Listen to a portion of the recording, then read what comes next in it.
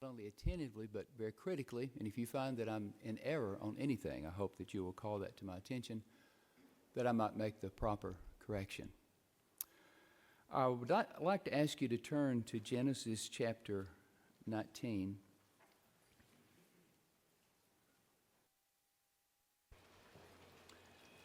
The lesson this morning is called Do Not Linger.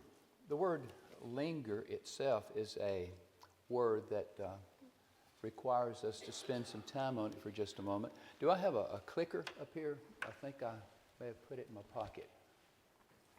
Yes, I do have a clicker up here. Yes, do not linger. All right. The expression do not linger, the word linger means delay, or it means to stay behind. It's not always a bad thing. Sometimes the word linger can be a good thing. In fact, Luke 1:21 uses it of Zacharias, who lingered long in the temple. Luke 2:43, as a boy, Jesus lingered behind in Jerusalem, and his parents couldn't find him for a while. Some situations call for further study, as in look before you leap. You linger before you take your jump. Others require immediate attention, but we do not linger or procrastinate when we're staring at certain things. There are certain times we're not to linger. And if we have time, we'll go through 3 of these. If we don't, we'll go through 2. And if we really have a bad time of it, we'll go through 1. We'll see. The first one is don't linger when you're staring at the punishment of God. And that's what faces us here in Genesis 19 when it speaks of the angels who, in chapter 18, verse 22, the men, these are the 2 angels who are with the Lord, the 3 who have come to visit Abraham. And so these men, were told in verse 22, turned away from there and went towards Sodom. But Abraham still stood before the Lord. Abraham then began to find out what's going to happen, that these men are going to Sodom.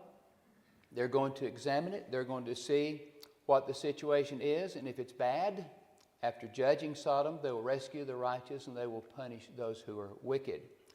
Now, the angels here are discussing things that involve people who are, we would say, out of the closet. If you'll notice with me in chapter 19, verse 1, the 2 angels came to Sodom in the evening, and Lot was sitting in the gate of Sodom. When Lot saw them, he rose to meet them, and he bowed himself with his face toward the ground.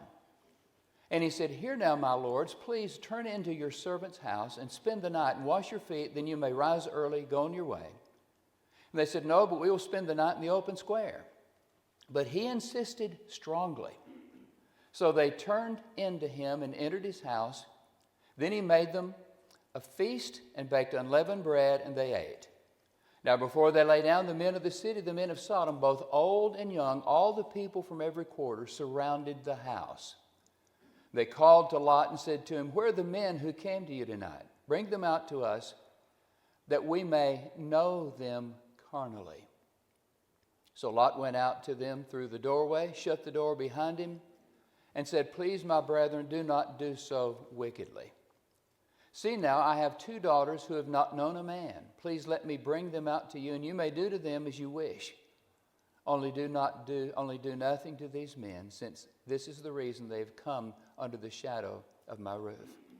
And they said, "Stand back." Then they said, "This one came in to stay here, and he keeps acting as a judge, and we will deal worse with you than with them." So they pressed hard against the man Lot and came near to break down the door. Let me pause here for just a moment.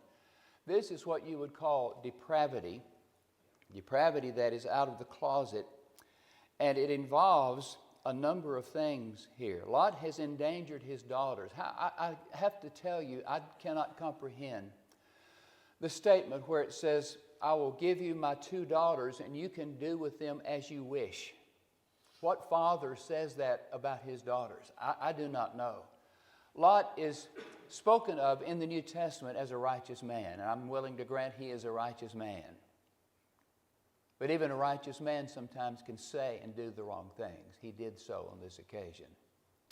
Notice further that there's a depravity that is going on here, a very grave sin. This is spoken of more than once in this context. But if you'll notice some of the words that are used in chapter 19, verse 5, bring these men out to us that we may know them carnally. There is deception involved as well. Bring them out to us that we may know them carnally. In chapter 4, verse 1, Adam knew Eve, his wife. He had relations with her. So the word know here doesn't mean we want to get acquainted with these men. We have some new friends that are visiting us. This has no good connotation to it. These men who are coming to Lot's house want to know these men in the worst sort of way, an immoral manner. And as a result of it, and the decadence that comes to pass here, in verse 7 they said, please my brethren, Lot says, do not do so wickedly. So this word know is not a mere acquaintance word, it's a sinful word. The New American Standard says, have relations with them. Jude, verse 7, puts it this way. As Sodom and Gomorrah and the cities around them in a similar manner to these, having given themselves over to sexual immorality and gone after strange flesh, are set forth as an example, suffering the vengeance of eternal fire. Now, one thing you see here is Sodom and Gomorrah are highlighted in the New Testament as an example to avoid. There are approved examples and unapproved examples. These are the unapproved. Further, it says in verse 7, they have given themselves over to sexual immorality. They are obsessed with evil and immorality, things that God does not approve of. They are obsessed with evil. I don't have to go into detail explaining this since our own country has a number of people who have the same affliction. Third, it says they have gone after strange flesh. Strange flesh means it's a man with a man or a woman with a woman instead of a man with a woman and a woman with a man. It's very simple, and we already know that. And then fourth, it says they're set forth as an example. God uses these men who have come to Sodom's house as an example of what can happen to people or a city or various cities or a nation when they take for granted that they can do as they please and not heed God's will. He calls this suffering the vengeance of eternal fire. Only God can inflict an eternal fire. We can start a fire and it can burn for 100 years, but that's not eternal. God inflicts an eternal fire on those who practice the sin mentioned in this passage. Now in verses 12 to 14, the authority comes into play here. When we're told in verse 12, the men said to Lot, this is the two angels that we've seen in chapter 18 in the first part of verse 19. 19:1 calls them the two angels. The two men said to Lot, have you anyone else here, son-in-law, your sons, your daughters, whomever you have in the city, take them out of this place, for we will destroy this place. Because the outcry against them has grown great before the face of the Lord, and the Lord has sent us to destroy it. So Lot went out. He spoke to his sons-in-law who had married his daughters. And he said, get up and get out of this place, for the Lord will destroy this city. If someone came to this beautiful town and said, get out of here, the Lord's going to destroy this city, you'd say, that's nonsense, wouldn't you? Most of us would. But they say, look at this place. This is a place of beauty. Sodom was a place that Lot lusted after in chapter 13. That's the place he wanted to live. It's a place of great prosperity. You're meaning to tell me God's going to destroy this? No way. So this tells us in verse 14, his sons-in-law thought that he was joking. So in verse 15, the next passage shows the angels, calls them angels here, where in verse 12 it calls them the two men. The angels urged Lot to hurry, saying, arise, take your wife and your two daughters who are here, lest you be consumed in the punishment of the city. While he lingered, Lot's not going very quickly. The men took hold of his hand, his wife's hand, and the hands of his two daughters, the Lord being merciful to him. And they brought him out and set him outside the city. Now, this is not the usual reaction to angels. Hebrews 2 refers to angels as being a part of what God has used to help people through the years. But the toleration of sin, the toleration of their sin, happy with the state they're in now, is indicative of people, again, very much like people in our society today.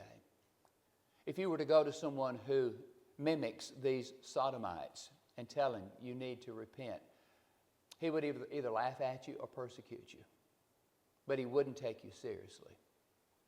Because everybody knows that sodomy is a fine thing, and it's something that is called pride. I suspect they had the same word in this passage. The toleration of sin means that they're happy with the status quo. But now, does that apply to Lot? He's wanting to stay in this city. He's not wanting destruction to come to this city. His view is totally opposite of God's view on this occasion. So the question is, what is his stand here? We're told in 2 Peter 2, verse 6, turning the cities of Sodom and Gomorrah into ashes, condemned them to destruction. These cities were condemned to destruction. And then he says, making them an example to those who afterward would live ungodly. In other words, when God weighed in, these nations went down in such an incredibly horrible fashion that should be an example to us. It's an object lesson to us. Most people aren't listening to the object lesson. Most don't even read this account. But making them an example to those who afterward would live ungodly. Now listen to this part, verse 7. And delivered righteous Lot, who was oppressed with the filthy conduct of the wicked. So whatever we say about Lot, God calls him righteous. And whatever we say about Lot, God does deliver him. He was a righteous man, tormented. He tormented his righteous soul from day to day in seeing and hearing their lawless deeds. So in no way does Lot approve or condone the actions of these men. And then it explains in verse 9, the Lord knows how to deliver the godly out of temptation and to reserve the unjust under punishment for the day of judgment. Now, from day to day, seeing and hearing, and again, seeing their lawless deeds from day to day, sounds like us listening to the news day by day, hearing what has been done next in the name of immorality. I have a question for you. Why did Lot linger? Why did he hesitate to leave the city? These two men have shown by making blindness come upon his attackers that they're not just natural but supernatural. Why does he not listen? That's abusing the message of God not to listen, isn't it? I don't know why Lot lingered, but there were costly decisions. It could be that he was attached to his home. It's hard to leave your possessions. Lot, in Genesis 13, had looked at this area, and he said, this is where I want my home to be. It would be like someone looking at Athens and saying, what a beautiful area. If you want to live somewhere, live there. And apparently a lot of people have made that decision, right? And that's what he viewed about Sodom and Gomorrah.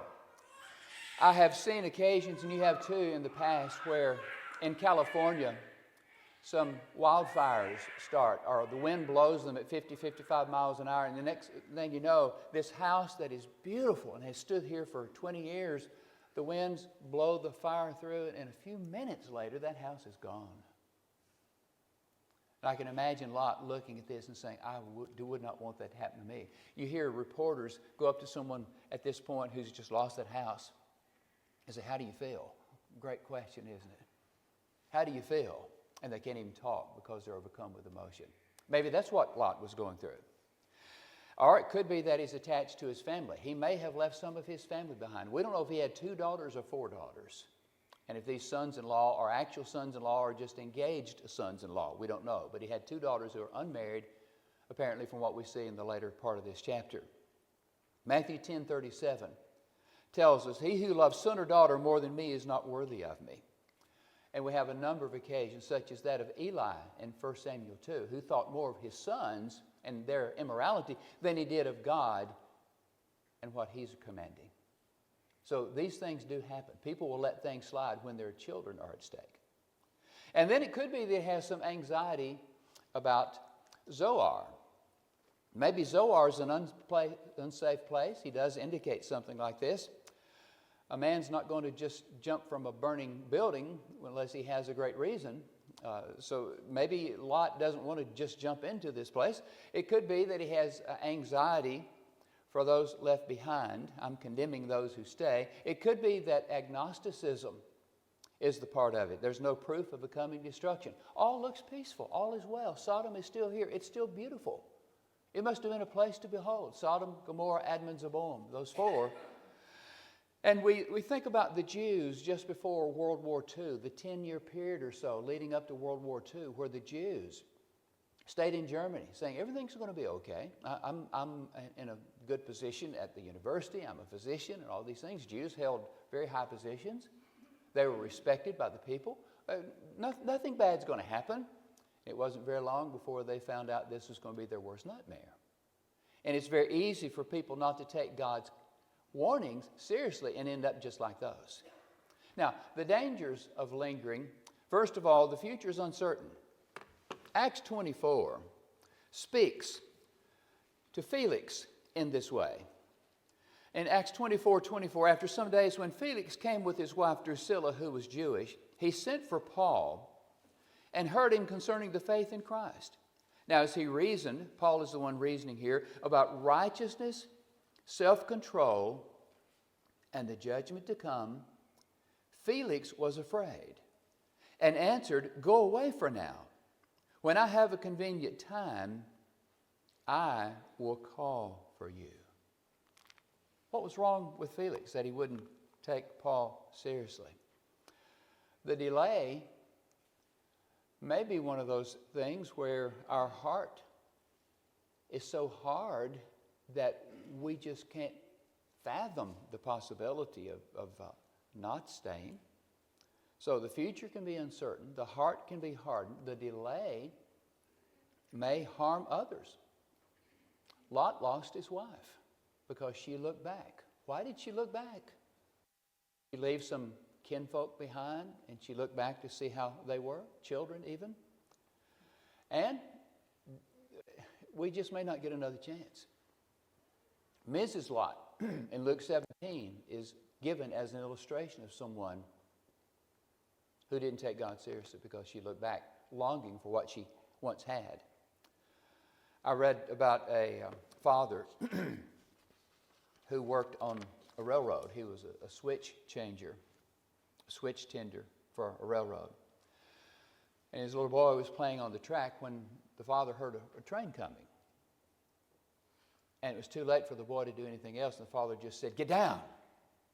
So he managed to lie down very quickly, and the train went right over him, never even touched him, never even harmed him.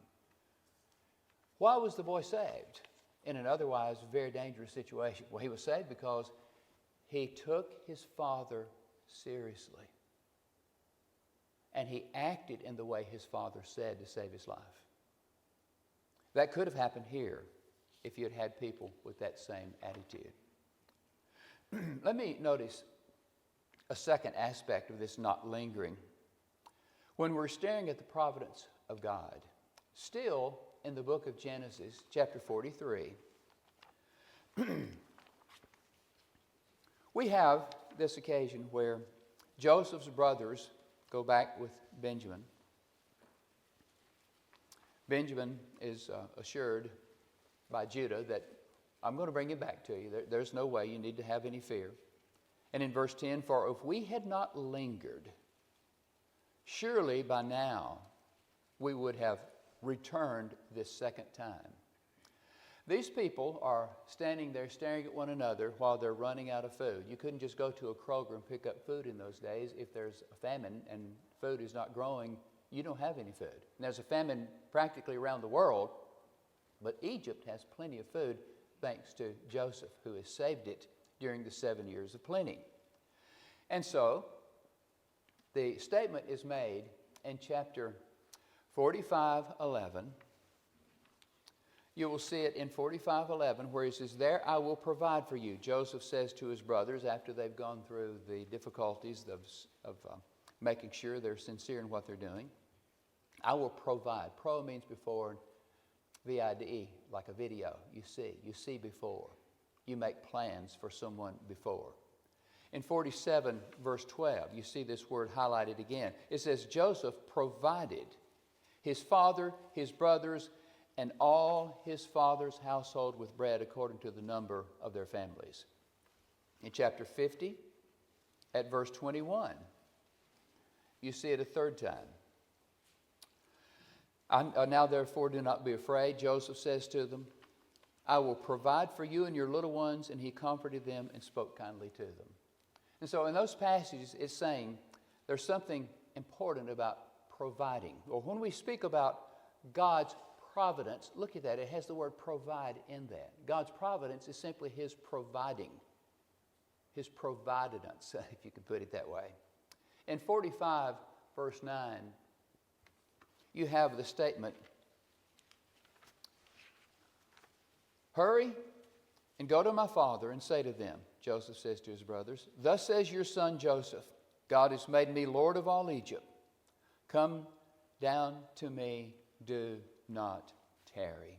Something very urgent is calling you.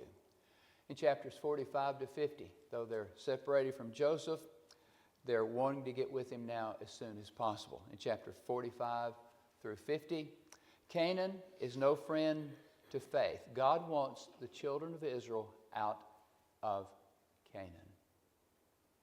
And you can see why. Egypt would insulate them. But in Canaan, they're exposed to everything the immoral people want to do. And God is not going to kill them yet, as he has pointed out in Genesis 15. And so you have then Simeon and Levi in this passage in chapter 34 of Genesis, who go to a town and wipe out the entire town because of someone in that town who has violated their sister. They kill the innocent along with the few who are guilty. This town, this community, this area of Canaan is having a terrible effect on the people of God.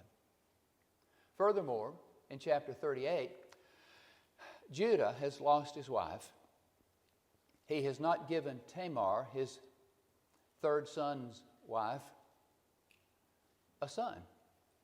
He's not given him to her. He's kept him back because his other two sons have died mysteriously when they've been married. And so she dresses as a harlot. He finds her and he treats her as a harlot, and finds out then she's having a baby. And he's ready to kill her. And she says, tell him that the one who's given me this staff and these things that he had provided, he's the one who's the father. So he became actually the father of his two grandchildren. And Perez became one who's actually in the line of Christ. But that's going to a different area.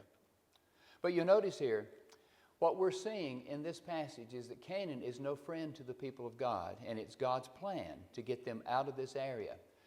The area in Genesis 14 describes a great victory on the part of Abraham against the tribes to the northeast. But the problem remains. He has no child. Abraham has no child at this time. God's promise is not based on a 10-year scale. He's working on a 400-year clock. And so he's saying, I'm going to take care of you. I'm going to provide for you, for your sons, their sons. And then I'm going to see to it that they're going to go to a far land. You can read this in Genesis 15. They're going to go to this land, and they're going to be protected there. And that's what he's doing. They're insulated here in Egypt, where they're by themselves in their own area of Goshen, and all is well for some time till a bad king comes up, and then you know how that ends.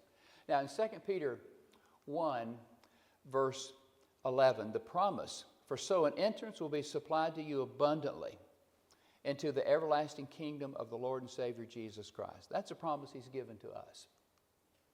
We know also in 2 Peter 3:9, the Lord is not slack concerning his promise, as some count slackness, but is long-suffering toward us, not willing that any should perish, but that all should come to repentance. When God delays his promise, hoping that all will repent, that's a proper thing to do. We're grateful God does that. What if God had said, I'm going to bring the judgment on the world just one day before we became a Christian? We're grateful for delays sometimes, aren't we? And so we see that here in the providence of God, how he waited until people were willing to come to him in his way. I read once about a king who had a close friend who had a habit of looking at the bright side of things in every situation. He would always say, "This is good. God knows what is best." One day, this king and his friend were on a hunting expedition, and the king would have this man load and prepare his gun for him when he's ready to shoot. And he'd made a mistake one day, and when he shot the gun, the king lost his finger. And he was very angry at the servant, and he threw him in prison, told him to feed him and keep him here. Short time after that, the king was hunting in an area that he was known to stay clear of, and there were cannibals there. The cannibals arrested him. They grabbed him. They tied him up. They're ready to eat him. They stacked the wood up, and they looked at this king, and they noticed that a finger was missing. They said, "Well, we can't eat this man. He's not perfect." And so they let him go. Well, the king got back to his palace, wiping away a lot of sweat, I'm sure. And then he remembered what he had done to that slave that he caused him to lose his finger. He shouldn't be in jail. He saved my life. And so he went to him and he said, You're right. It was good that my thumb was blown off. And he told him what had happened. And he said, "I'm sorry for sending you to jail. It was bad of me to do this." And his friend said, "No, this is good. God knows what is best." He said, "What do you mean this is good? How could it be good that I sent my friend to jail for a year?" The friend said, "You remember that God knows what is best. If I'd not been in jail, I would have been with you on that hunting trip. The cannibals would have gotten 2 instead of 1. He said, we need faith to believe in a God who is in control. Very similar to the passage in Genesis 50, verse 20, when Joseph says to his brothers, "You meant evil against me, but God meant it for good." Now, this story about the cannibal, it's a made-up story, I'm quite sure. But the one about Joseph in real life is far more exciting, and it's absolutely true. And what it's telling us is we can trust God even when times look very bad. I think we're living at this period in our existence in this country. I think we're living in some of the most horrendous times possible. Not necessarily because we haven't prospered financially and in other ways, we have. But there's been a lot who have suffered morally. There have been some who have been pulled down to the standard of the world. They've quit studying the book of God. They've quit worshiping the God of the book. And they've determined to live their life as they want to live it. And they've influenced others to follow their example. You only go around once. Go for all the gusto you can get, is what the old commercial used to say. Just do what you want to do. Live it up. And if that means living in a way that is immoral, so what? What's God going to do about it? Unfortunately, someday they'll find out. Let me take you to the third one very quickly. The presumption against God. Staring at that. Don't linger when you're presuming against God. In fact, just don't do that. Proverbs chapter 23 gives us an illustration of what oftentimes happens to people who may not have the bad attitude we're just describing, where we don't care about God. They may have an attitude that says, I care about God, but I just don't have to do anything right now. I'm planning someday to become a Christian. I'm planning someday to obey the Lord of heaven. This passage in Proverbs 23:30. Those who linger long at the wine, those who go in search of mixed wine. What about these people? Well, those are the ones who are living it up. They have it made, don't they? No. Look at the previous verse. Who has woe? Who has sorrow? Who has contentions? Who has complaints? Who has wounds without cause? Who has redness of eyes? Those who linger long at the wine. That's the answer. Those who go in search of mixed wine. They would mix it to make it stronger, more potent. And then he goes on to describe the use of alcohol. When he says in verse 31, do not look on the wine when it is red. Oh, it's very pleasant to the eyes. But so is a pretty snake, isn't it? When it sparkles in the cup, when it swirls around smoothly. At the last, it bites like a serpent and stings like a viper. Your eyes will see strange things, and your heart will utter perverse things.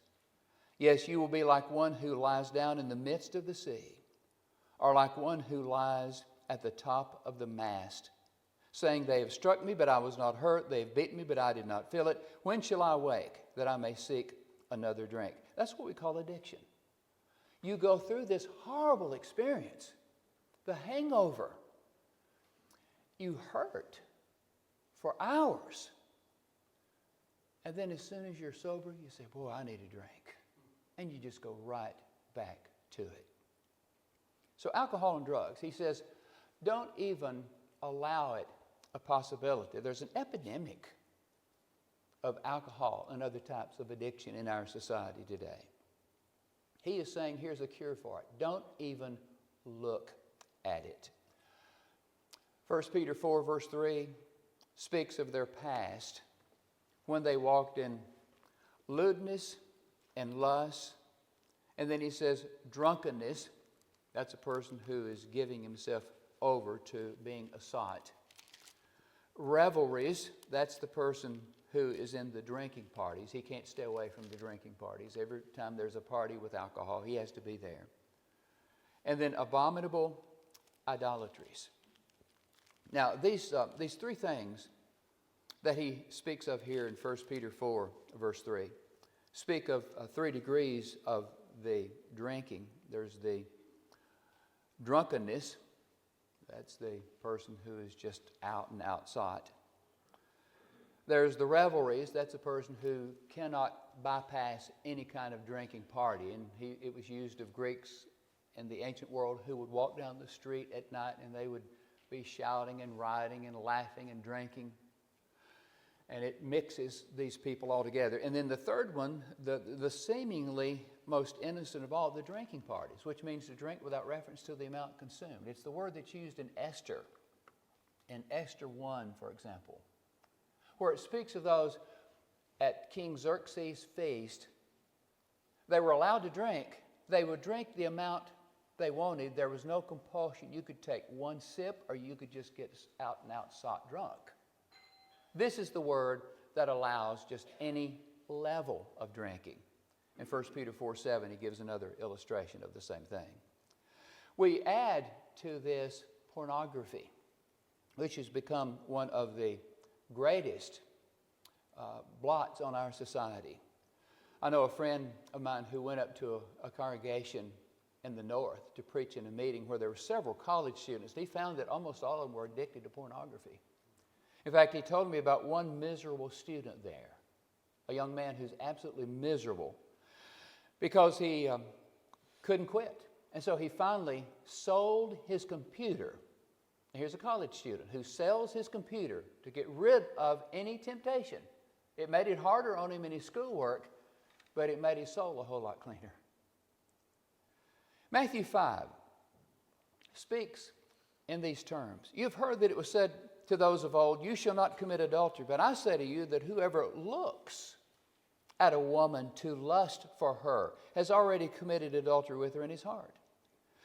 He goes on to say in verse 29, if your right eye causes you to sin, pluck it out and cast it from you. For it is more profitable for you that one of your members perish than for your whole body to be cast into hell. And if your right hand causes you to sin, cut it off and cast it from you. For it is more profitable for you that one of your members perish than for your whole body to be cast into hell. We could include dancing in this. Galatians 5:19, the licentiousness there, the unbridled acts of indecency that shock the public. Reinecker Rogers say, the wanton acts, the promiscuous or lewd or immoral acts or manners is filthy words, indecent bodily movements, unchaste handling of males and females. Thayer himself uses that definition. Proverbs 19, verse 13, speaks of this unbridled lust in this manner. Keep back your servant also from presumptuous sins. Let them not have dominion over me. Then I shall be blameless and innocent of great transgression. Presumptuous means the opposite of hidden faults, arrogant, deliberate, rebellious. David knew about this, and so do we. And what he's saying here is, and I see our time is about to go, He's telling us, first of all, we're going to be tempted. He's telling us in the second place, God provides a way out. I read about a young man on a diet who prayed. He said, Lord, if you don't want me to get donuts, let there not be any parking spots at the donut shop. Well, he had to give in to the donuts because when he got there, there was a parking spot right in front of the door. Problem is, it was after his 20th time going around the block. He was determined to fail, wasn't he? There are a lot of people who resist sin and temptation in just that way. They'll go around the block no matter how many times it takes so that they can do the very thing they're saying they're trying to prevent. We will be tempted, Hebrews 4:15. God provides a way of escape, 1 Corinthians 10:33, if we're willing to take it. Third, we can escape if we want to. Some people really, really want to enter God's kingdom. They want to be His people. Others are just playing with their salvation. 1 Corinthians 10:13 puts it like this: no temptation has overtaken you except such as is common to man. But God is faithful, who will not allow you to be tempted beyond what you are able. But with the temptation will also make the way of escape, that you may be able to bear it. Just very briefly, no temptation is too big for us to handle. We can say no and mean it and walk away. God is faithful, which means He won't let us be tempted beyond what we're able. Oh, but I couldn't help it. I was tempted, I just couldn't help it. That flies in the face of 1 Corinthians 10:13. But with the temptation, along with that temptation comes an added package. And that package is the way of escape that God provides that we may be able to bear it. I see our time is gone. Thank you for your excellent attention. And I look forward to being with you this week.